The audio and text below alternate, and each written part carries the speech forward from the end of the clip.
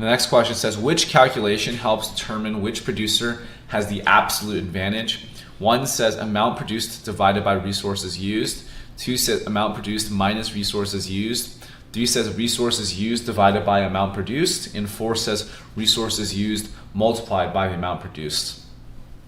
And so let's start with what is absolute advantage. And we know that absolute advantage refers to a situation where between two producers, one producer can produce more of a single good given the exact same amount of resources. And so we think about it as just a raw potential to manufacture a good, right? Who can manufacture more given the same amount of resources? And so which one of these calculations is the best way to determine that outcome? A says amount produced divided by resources used.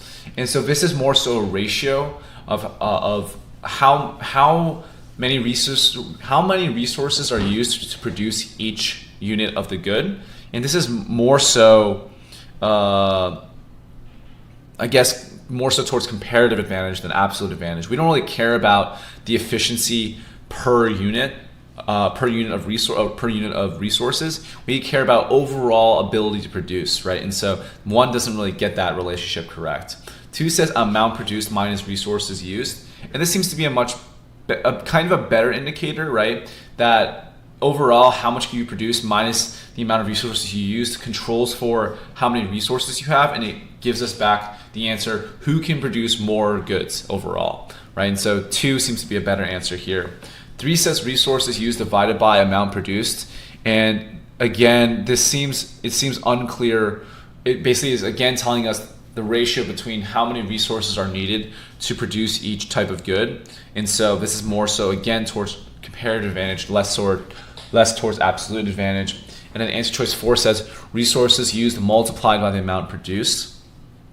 And so in that sense, we're again dealing with a situation where we're unsure why this calculation would yield us an absolute advantage. I wouldn't even really know how to define the output of that kind of calculation for multiplying resources and amount produced. So we're going to stick with 2 as the best answer here, the amount produced minus resources used.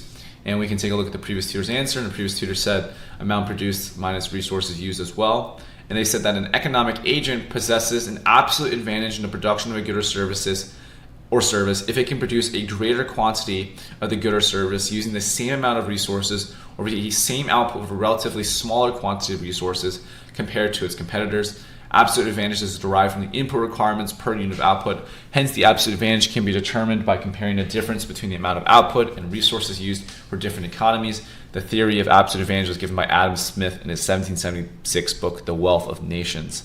And so this is the correct answer, and nothing much to add there. Next question